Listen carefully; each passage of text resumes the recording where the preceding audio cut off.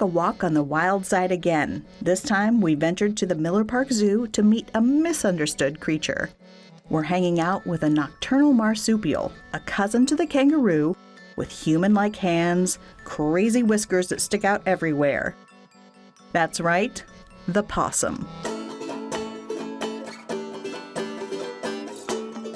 Or is it opossum? We're in the Midwest, and I grew up calling it a possum, but it's truly opossum? It is truly a possum. I looked it up right before this because I knew it was going to get asked. So opossum and possum are two common words. We use it for him both ways. There is a possum in Australia and New Guinea area, and it looks different from him. But how we typically refer to it when we're writing professional papers, a possum for this type, and then possum for the other type. But Merriam-Webster says they have both in their title. So it's opossum. I didn't want to offend Ringo and call him the wrong name. He understands. He's called Ringo after another very famous Ringo who sang with the Beatles. But this Ringo loves to eat beetles. In fact, he loves bugs of all kinds. Virginia possums are opportunistic omnivores. They'll eat anything almost. You'll find them in your garbage can. I've seen one or two. But at the zoo, we feed him fruits, vegetables, cat food even, and his protein, which is typically superworms. Superworms? What's a superworm? They almost look like little centipedes, but they're the larval form of a beetle. It's a baby beetle. Opossums are great for the environment because their eating habits help control bug populations, especially ticks.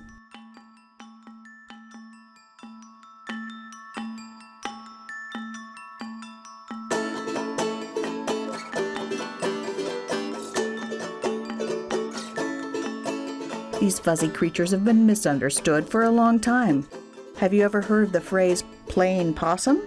So the young possums, when they are threatened, it is a natural response. It is hormones in their system that causes them to just play possum. But the older ones, when they're more mature and have learned that, they do an open mouth hiss, where they show all 55 of their teeth, the most teeth of any land mammal. Ringo is an animal ambassador, which means he interacts with a lot of zoo visitors and has a pretty chill personality. And he's a staff favorite too. He comes to staff meetings whenever possible. What's his role at the staff meeting? Well, you would think he's the boss with how much people pay attention to him, but his favorite is just to find a random person anytime and climb up their leg and sit in their lap. Oh. Sometimes it's the person who brought their lunch to staff meeting. Oh, that makes Maybe there's an that ulterior makes motive sense. there, but...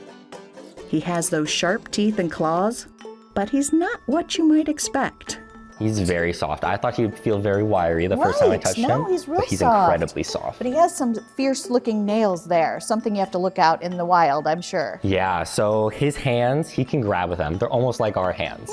So if I hand him a snack sometimes he'll reach out with his hand to put it in his mouth.